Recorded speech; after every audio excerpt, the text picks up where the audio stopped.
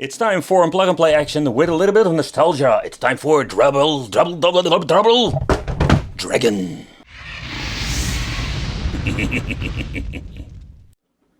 Okay guys, welcome back to the channel. It's awesome that you're tuning in. So in this video we are going to take a close look at this Double Dragon plug and play device. I've reviewed a lot of these plug and play devices but never got the Double Dragon one, and I'm curious like what are we going to get in the inside, but also going to do a quick teardown how good or bad the quality is. So this is an anniversary edition. 30 years ago they released or something like that this Double Dragon game. I played a lot on NES. Let me know in the comments which platform did you play? Did you play it in the arcades? Did you play it on an NES, Commodore 64, where this bloody thing was released?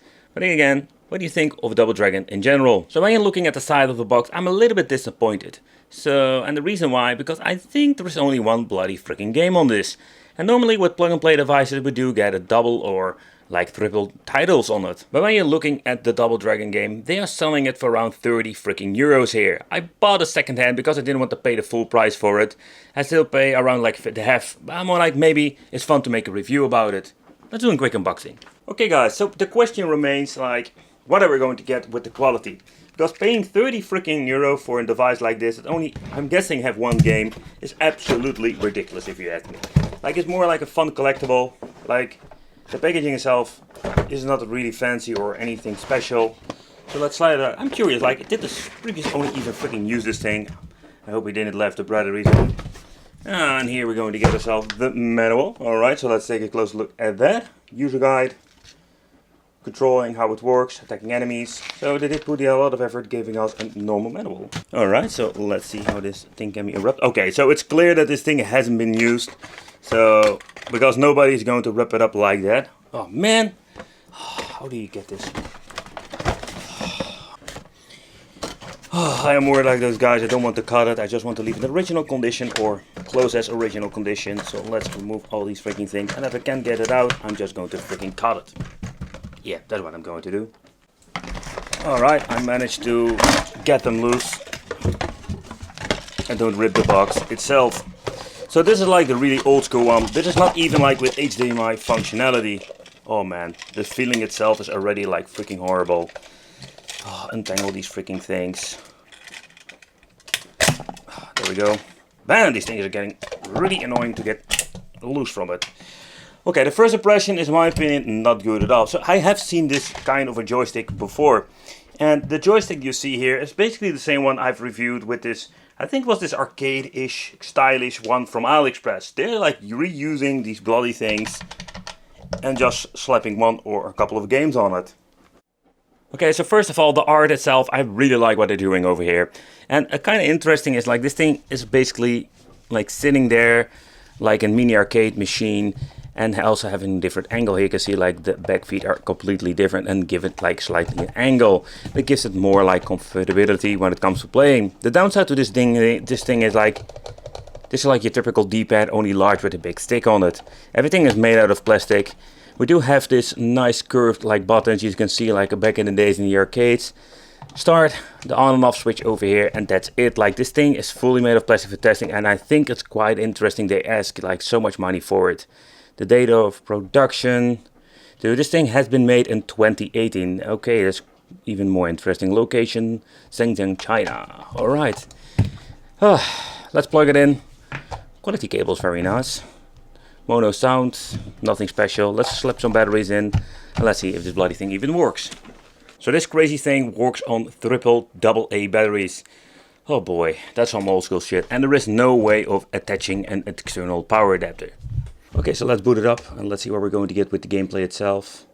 And I'm guessing it is the 8-bit edition.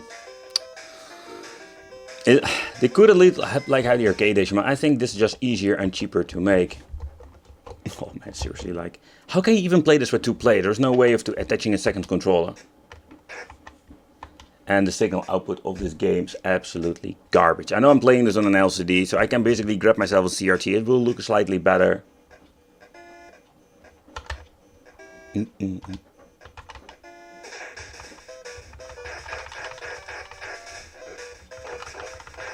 that seems to be working all fine. I was trying to something over here. Oh, I can still jump.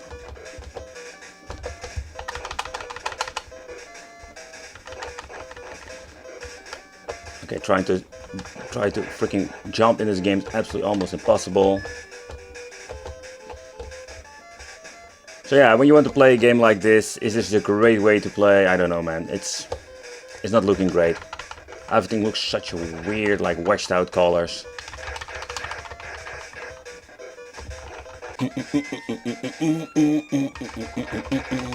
That soundtrack is amazing.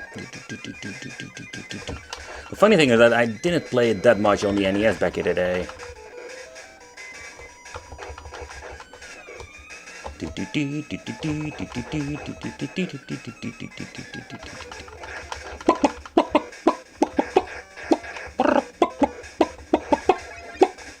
I got extra life! You run to my face, I got extra life! That's the way we like it. You're not going to whip me, because there's only one way you're going to be defeated. I'm going to be whipped over here. You naughty boy. Where's the girl? What is it? I think it's a girl, by the way. Sorry. Come on. Naughty girl.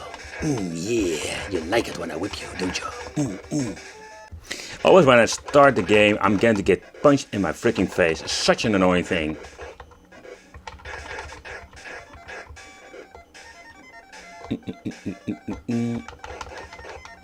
But of course I needed to switch to the freaking CRT. So it looks slightly better now. Still getting the feeling that it got to some weird colors, but...